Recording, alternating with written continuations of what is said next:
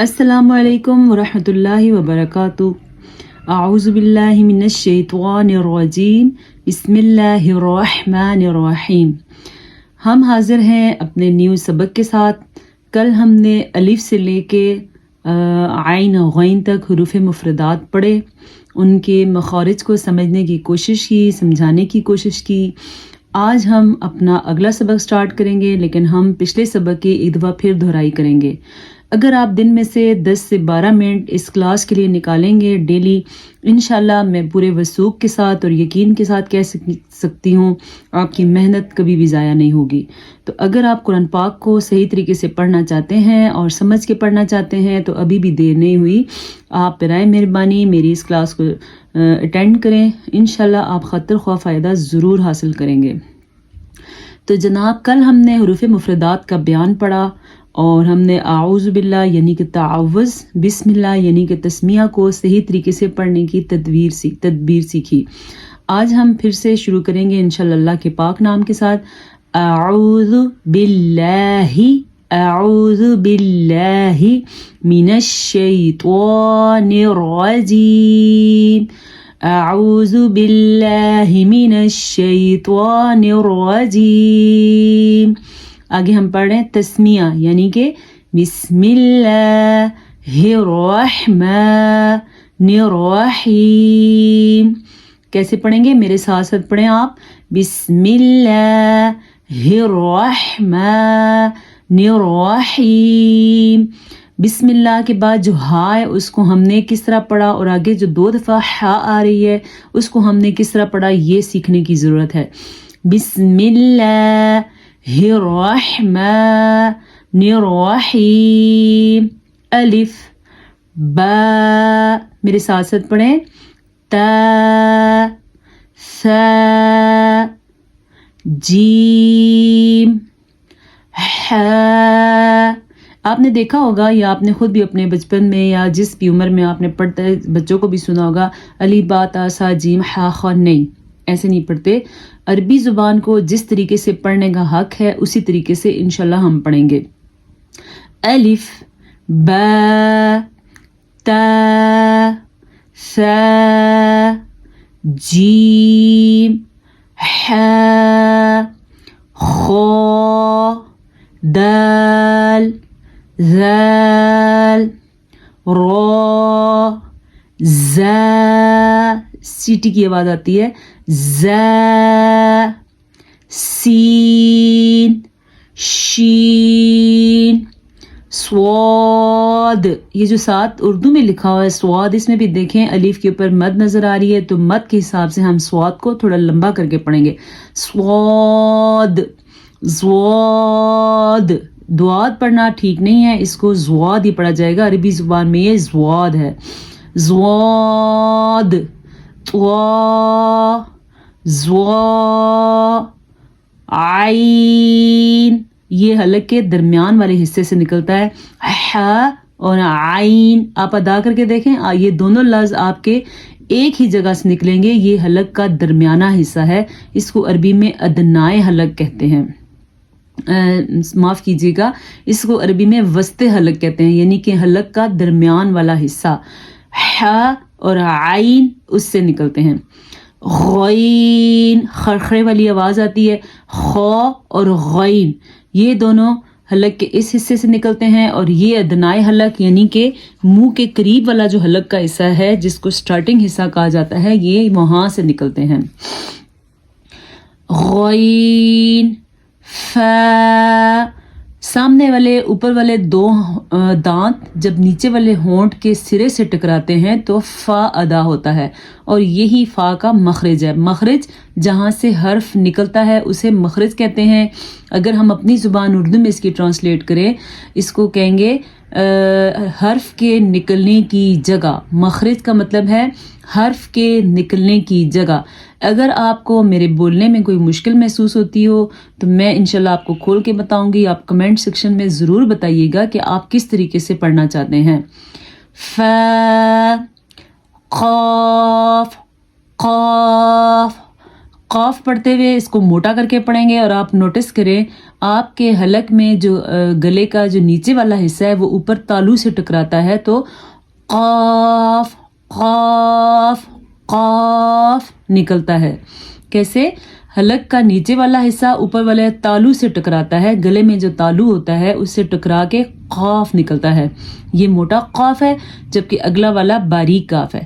کاف, پہلے قاف, دوسرا کیا ہے کاف, قاف کیف.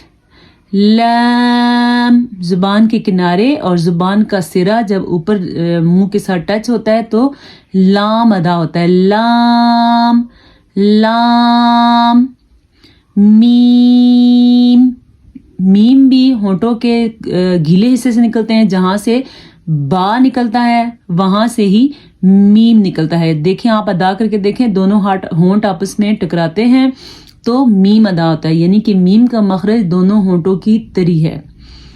نون, زبان کا سرا کچھ حصے کے ساتھ اوپر جب ٹکراتا ہے منہ کے اوپر والے حصے سے تو نون ادا ہوتا ہے. نون. میرے خیال سے آج تک اتنا کافی ہے. انشاءاللہ اگلے جو حرف ہمارے رہ چکے ہیں وہ ہم اگلی کلاس میں پڑھیں گے. بہرحال میں دوبارہ سے آپ کے سامنے پڑھتی ہوں, آپ اس کے ساتھ ساتھ تلاوت کریں, سیکھیں. اگر آپ کو سمجھنے میں مشکل ہو تو میں آپ کے ساتھ اپنا واٹس ایپ نمبر شیئر کروں گی, اس میں آپ وائس میسج میں مجھے سبق سنا سکتے ہیں اور میں آپ کی غلطیاں بھی نکال سکتی ہوں. وائس میسج کر کے میں آپ کی تلفظ کی غلطیوں کو درست کر دوں گی. ویسے کلاس لینا مشکل ہو جاتا ہے ایک ایک فرد کے ساتھ, اس طرح ہماری کلاس بھی آسان ہو جائے گی اور انشاءاللہ تعالیٰ آپ بہت جلد قرآن پاک کو صحیح طریقے سے پڑھنا سیکھ جائیں گے. میں پھر سے آپ کو پورے یقین کے ساتھ کہتی ہوں اور پوری ذمہ داری کے ساتھ کہتی ہوں, اگر آپ نے روزانہ ہماری اس کلاس کو سنا, پڑھا, لیا تو انشاءاللہ بہت جلد آپ قرآن پڑھنا سیکھ جائیں گے. ہر کام کو پورا کرنے کے لیے محنت لگانی پڑتی ہے, محنت آپ کو پڑھنے کی لگانی پڑے گی. انشاءاللہ آپ اس کا فائدہ بہت جلد اپنی آنکھوں سے دیکھ لیں گے. اعوذ باللہ من الشیطان الرجیم, بسم اللہ الرحمن الرحیم. الف با تا ثا جیم حا خا دال ذال را زا سین شین صاد زواد طا ظا عین غین فا قاف کاف لام میم نون. امید ہے آج کی کلاس میں پڑھے گئے تمام حروف جو حروف مفردات کہلاتے ہیں آپ کو سمجھ آ گئے ہوں گے. ہم ایک دفعہ پھر انشاءاللہ آپ کے سامنے اس کی تلاوت کرتے ہیں, بلکہ میں آپ کو ایک ایک لفظ کو پین رکھ کے سکھاتی ہوں. اعوذ باللہ من الشیطان الرجیم, بسم اللہ الرحمن الرحیم. الف با تا ثا جیم حا خا دال ذال را زا سین شین صاد زواد طا ظا عین غین فا قاف کاف لام میم نون. ان حروف کو بار بار پڑھنے کا مقصد بھی یہی ہے تاکہ آپ اس کو صحیح طریقے سے پڑھنا سیکھ جائیں.